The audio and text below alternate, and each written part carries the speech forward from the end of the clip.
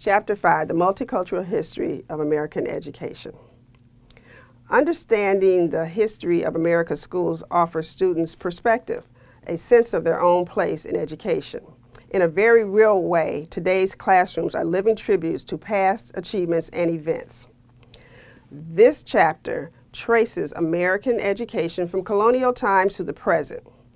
Education during the colonial period was intended to further religious goals and was offered primarily to white males, typically wealthy white males. The type and quality of education also varied considerably between the various colonies, states, and regions.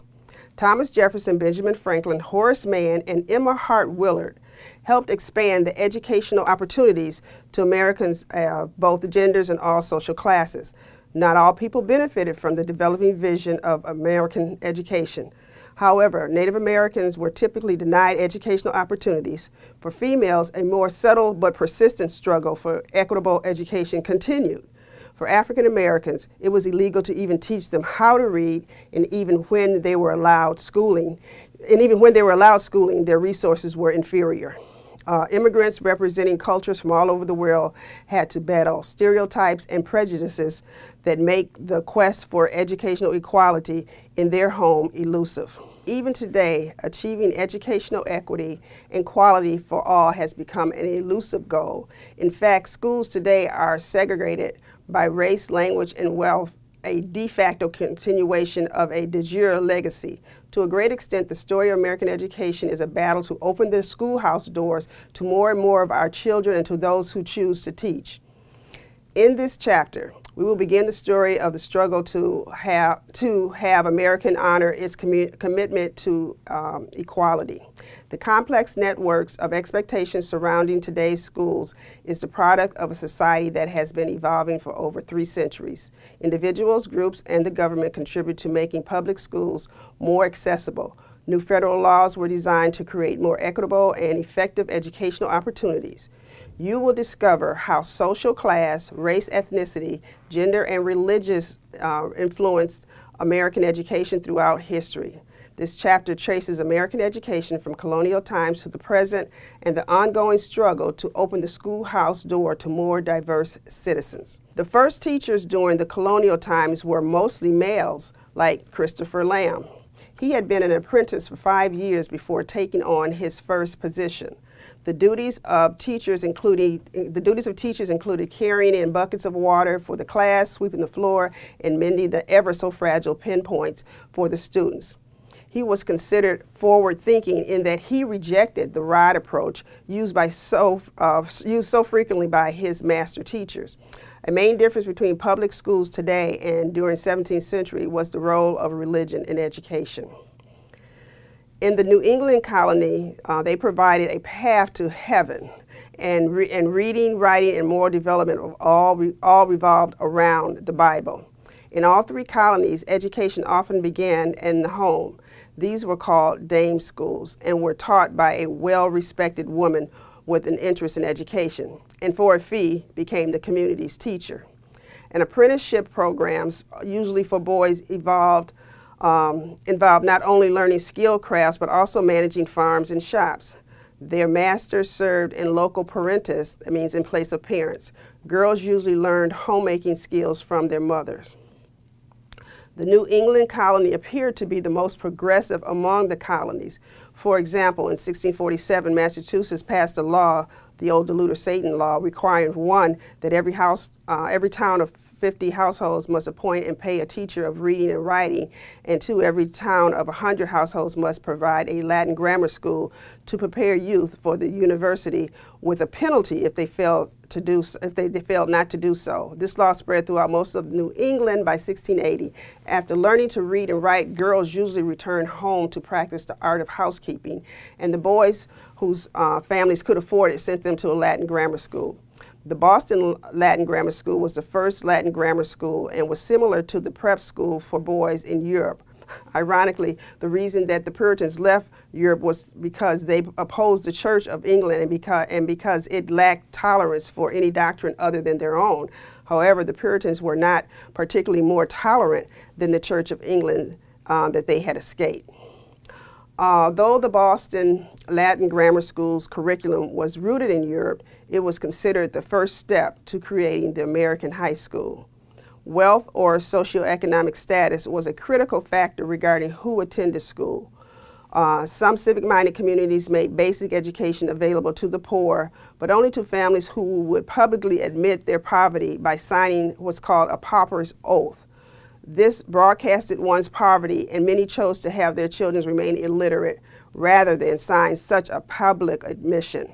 This caused more poor children to remain outside the educational system. Blacks and Native Americans were typically denied education. The exception was the Quakers, who created special schools for children of color. Location greatly influenced education opportunities. Puritans who lived in towns and communities relatively close to one another settled in the northern colonies, like New England. In the middle colonies, there were a wide range of European religious and ethnic groups. Various religious groups established schools and apprenticeships that groomed students for a variety of careers. By the 1700s, private teachers and night schools were functioning in places like Philadelphia and New York, and they were teaching things like accounting, navigation, French, and Spanish. The rural, sparsely populated southern colonies developed an educational system that was responsive to plantation society. Wealthy plantation owners took tutors into their homes to teach them, the children, not only basic academic skills, but also the social graces appropriate to their station in life. If you were not wealthy, you got left behind academically. Now take a look on page 117 in your book and consider how or if education was drastically changed from Christopher Lamb's class to now. Although the Puritans looked to the New World as an escape from religious freedom in the 16th and 17th century England, they came to America not to establish religious freedom, but to establish their own church as supreme, both religiously and politically. Schools were simply an extension of the religious state, designed to teach the young to read and understand the Bible and to do honorable battle with Satan. Thomas Jefferson wanted to go beyond educating a small elite class and maintained that education should be more widely available to white children from all economic and social classes. In 1749, Franklin suggested a new kind of secondary school to replace the Latin grammar school, and this was called the Academy. The Franklin Academy not only was free of religious influence, it was open to girls and boys who could afford the tuition and set a precedence for elective courses and programs at the secondary level.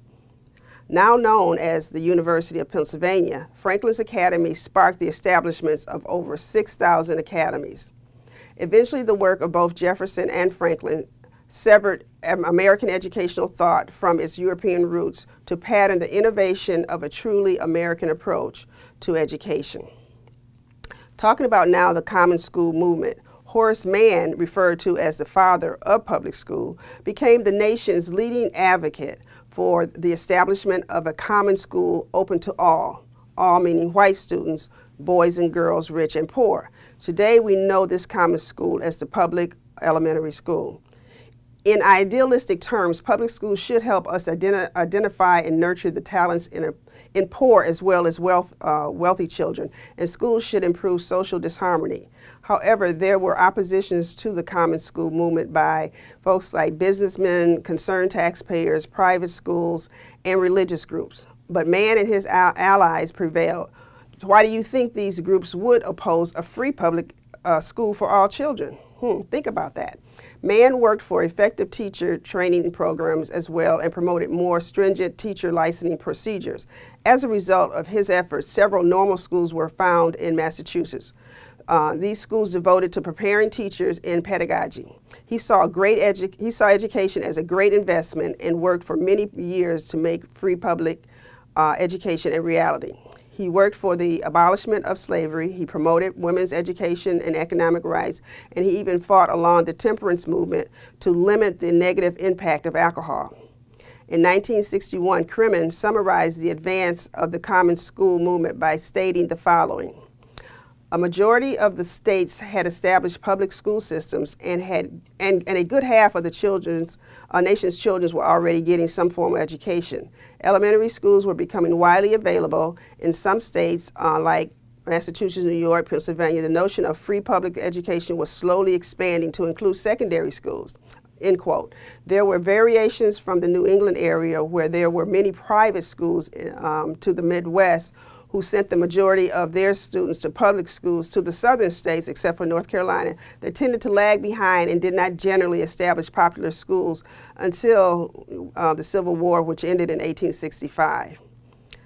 Talking about Native American tribes and the history of the miseducation for them.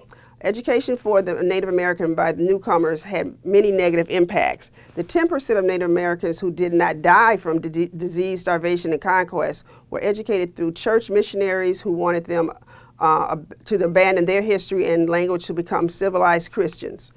Despite all these adverse conditions, Native Americans achieved some extraordinary educational accomplishments. For example, Sequoyah invented a Cherokee syllabary in 1822 that allowed the Cherokee language to be written. When the Bureau of Indian Affairs, the BIA, was established, it began placing entire tribes of Native people on reservations. However, the BIA continued to use education as a tool of cultural conquest, and these reservations saw more white superintendents, farm agents, teachers, inspectors, and missionaries than they saw Native Americans in those roles. Additionally, boarding schools were established to assimilate young Native Americans. Kidnapping and arresting them were common practices in forcing Native American children to attend these boarding schools when parents did not want them to do so. Spinsters, bachelors, and gender barriers in teaching. Males well into the 19th century dominated teaching, and the first women to become teachers in regular school settings earn a public salary were viewed as gender trespassers, unsexed by their ambition, and considered masculine. However, with the population of the common school movement, it made it inevitable that women teachers were needed. By the early 19th century, women represented more than 90% of teachers in the United States. However, school districts preferred spinsters, who were women unmarried and probably unlikely to be married. This way, the women did not have to serve both their career and their husband. Because there were so many women teachers, some began to fear that they would feminize the boys in their classes. President Roosevelt went on to say that since many of the white women were choosing teaching over marriage, they were actually committing race suicide, and that the continuance of the white race was in jeopardy. But it didn't stop there. A psychologist named Hall wrote an article that explained why unmarried women were frustrated and bitter and otherwise unpleasant. It was not until the end of World War II in 1945 that most school districts even employed married women. Once women dominated the field of teaching, men who then became teachers were looked upon in a negative light. In the early 20th century, male teachers were referred to as gay and considered to be a teaching bomb because they were poor role models. School districts only would hire men who had masculine demeanors or were married with children.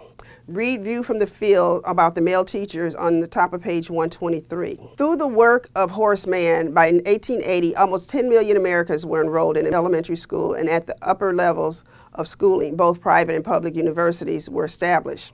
However, there was still a gap between the elementary schools and the universities. Massachusetts was, the site for the first tax-supported elementary school, the first U.S. college, and now the first free secondary school. And although the English Classical School was established in 1821, it only enrolled boys. It was not until 1852, 31 years later, that it would accommodate girls. The Kalamazoo, Michigan case in 1874 ruled that taxes could be used to support secondary schools, but the ideal of public high schools slowly took hold. Once the high schools grew in popularity, it did not meet all the needs of its students. The first junior high was then established in 1909 in Columbus, Ohio, and enrolled grades 7 through 9. The junior high concept was refined into what we now know today as the middle school, which usually includes grades 5 through 8. A brief history of the educational reform. During the last decades of the 20th and 21st century, the academic effectiveness of public schools was was being questioned and called for reform. In 1983, a report called A Nation at Risk, The Imperative for Educational Reform, cited the following: declining test scores, the weakening performance of U.S. students compared to other industrialized nations, the fear that the U.S. was losing ground economically to other countries, and reporting of high numbers of functionally illiterate Americans. The response to this report was far-reaching as states increased the number of course requirements needed for graduation and required more testing of both students and teachers. But reforming schools actually began more than 100 years before the publication of A Nation at Risk. It occurred due to changes occurring in America in the late 1800s, like massive numbers of immigrants that added to the surging population and urban American growing, vast new industry and giant corporations being formed, and factory labor being exploited, and traditional farming life disappearing. Schools had to respond to these changes. The NEA first established the Committee of 10 in 1892 to develop a national policy for high schools, and then in 1918 repeated the process and established the report called Cardinal Principles of Secondary Education. This report identifies 7 goals for high schools: health, worthy home membership, command of fundamental academic skills, vocation, citizenship, worth use of leisure, time, and ethical character. So, John Dewey and progressive education. One important reform movement to improve high school was the growth of progressive education advocated by John Dewey, who was a superintendent in Quincy, Massachusetts in 1875. Progressive education includes several components. It broadens the school program to include health concerns, family and community life issues, and a concern for vocational education.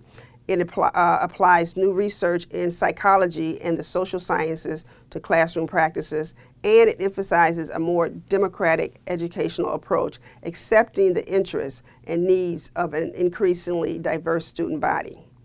Progressivists believe that students should be active in their learning, not passive, and that the role of the teacher should be to identify students' needs and interests and provide an educational environment that builds on them. This is a student-centered and problem-based learning approach and will be discussed more in the next chapter. Critics of Dewey and the progressive education came from individuals who felt that the school curriculum was not academically sound and undermined traditional American values, although I'm not sure exactly whose traditional values were being undermined. But the space race with Russia in 1957 to educate scientists and engineers to succeed in being the first to land on the moon caused our curriculum to focus more on science and math. Have you ever asked yourself, what is the role of the federal government in American education? Well, although the responsibility for educating Americans is not in the Constitution, through language in the 10th Amendment, it is automatically assigned to the states through omission. However, the federal government has played a major role. The National Defense Education Act was enacted in 1958 to enhance the security of the nation and to develop the mental resources and technical skills of its young men and women. This Defense Act supported the improvement of instruction and curriculum development. It funded teacher training and programs, and it provided loans and scholarships for college students that pursued majors in areas that were deemed important to the national defense, such as teaching. As early as 1785 to 87, the nation passed the Land Ordinance Act and the Northwest Ordinance. These acts required townships in the newly settled territories bounded by the Ohio and Mississippi rivers and to the Great Lakes to reserve a section of land for educational purposes. The federal government also exerted its influence through targeted funding. For a selected list of federal legislation that shows the long history of federal involvement, refer to your textbook on page 128. So now we're going to talk about some of the struggles of the various groups, ethnic and racial groups here in the United States. From the beginning, when slaves were brought to this country, it has been a challenge for them to become educated. As early as 1740, the first law prohibiting education of slaves was passed in South Carolina that caused many states to pass similar laws over the next 100 years. For example, in 1823, Mississippi law prohibited 6 or more blacks from gathering for educational purposes. And in 1830, a Louisiana law imposed a prison sentence to anyone caught teaching a slave to read or write. After the Civil War, most of the schooling was through philanthropic societies like the Freedmen's Bureau and individual socialists like Julius Rosenwald. See page 130 to get more information on that. Because many Southerners were fearful and angered about blacks being educated, many states passed laws to segregate schools. With the 1896 Plessy versus Ferguson Supreme Court decision, segregation became a legally sanctioned part of the American way of life. But separate was not equal. For example, in 1907, Mississippi spent $5.07 for each child to educate a white child, but only $1.10 for black children. In 1924, states paid more than $1 million to transport whites long distances to schools, but nothing for blacks who, for some, had walked 12 miles or more to school.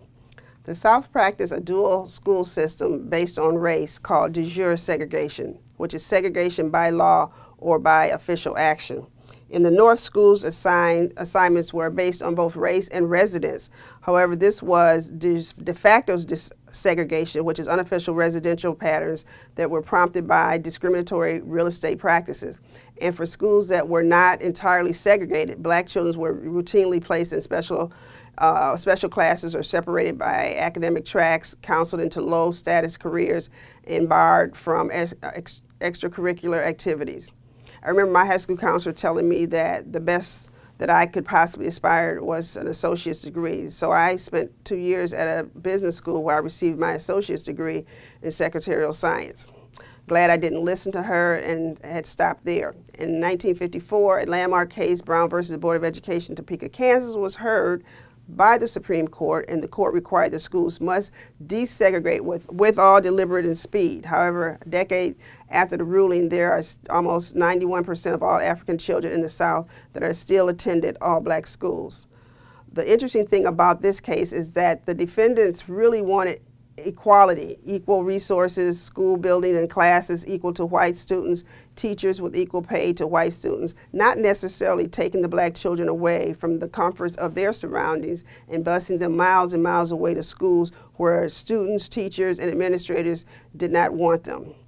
And even though schools eventually became more racially balanced, barriers to equality were still evident as black and white students were academically separated through tracking, were treated differently by teachers and administrators, and gravitated to different areas of the school. This within-school segregation has been termed second-generation segregation. Today's students are more segregated than they were 40 years ago. More than 50 million Hispanics live in the United States and consist of several groups: Mexican Americans, Puerto Ricans, Cubans, Salvadorians, and Dominicans, and then other Central and South American countries and the Caribbean. After the war between the United States and Mexico in 1848, the Mexicans who decided to stay were guaranteed full citizenship, and approximately 200,000 who lived in the Southwest and built cities like Los Angeles and San Diego, Albuquerque, Dallas, and San Antonio. By 1920, a pattern of separate and unequal Mexican-American schools had emerged throughout the Southwest. In 1898, Puerto Rico was acquired from Spain and became a territory of the United States. Migration to the mainland peaked during the 50s, with the majority of Puerto Ricans settling in New York City. About half of the Puerto Ricans' population lives within the 50 states. Frequent traveling between the islands and the United States makes schooling difficult for Puerto Rican children. By 1980, 10% of the Cuban population, about 800,000, were in the United States, settling in locations such as Florida, New York City, Philadelphia, Chicago, Milwaukee, and Indianapolis. The first wave of immigrants tended to be well-educated professionals and middle and upper class. The second wave brought more black and poor Cubans to the United States. Nearly 18 million Americans have roots in Asia. The term Asian American and Pacific Islanders embrace people from nations as diverse as India, Vietnam, China, Pakistan, Korea, Samoa, Japan, and native Hawaii. These Chinese Americans began to migrate to the West Coast in hopes of finding gold, but the mines were virtually empty by the time they arrived. The dream of reaching wealth and returning to their country and families was an impossible dream. By 1880, there were approximately 106,000 Chinese that had immigrated, which caused concerns for the United States. Immigration laws blocked the entrance of more Chinese, and the ones who stayed consolidated into ghettos called Chinatowns.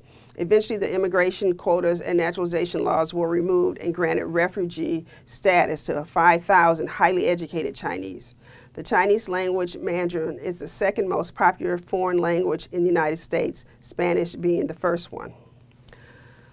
The United States acquired the Philippines after the Spanish-American War in 1898, and the Filipinos were viewed as low-cost laborers. Many were recruited to work in the fields of Hawaii and the U.S. mainland.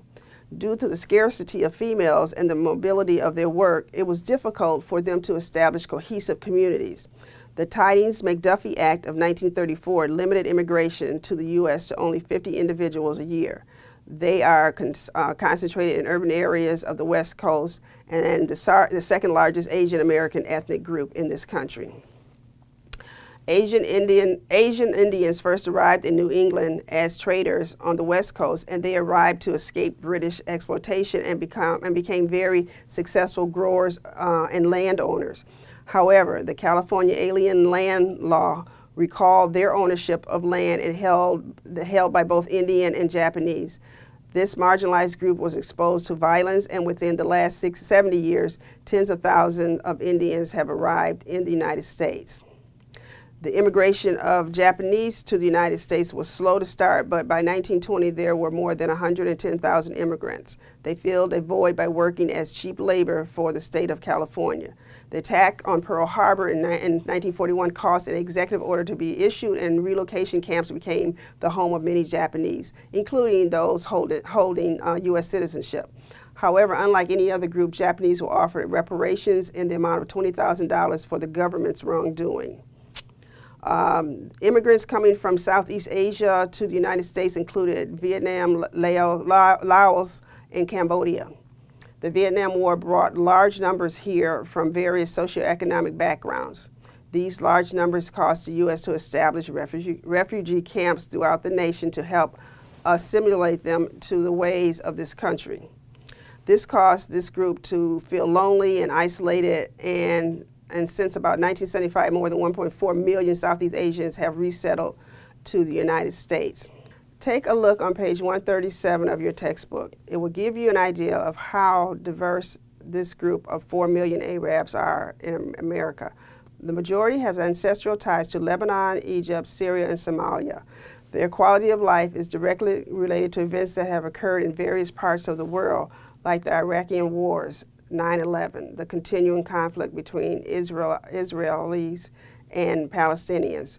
Many Americans confuse Arab, the culture, with Islam, a religious practice by Muslims. Unlike in America today, the role of women in the Arab society is inferior to that of males. In our public schools, the history of Arab or their experiences are totally missing, and the dietary needs of Muslims are usually ignored. So women in education. The education of American girls were so limited that less than a third of the women in the colonial era times could even sign their names.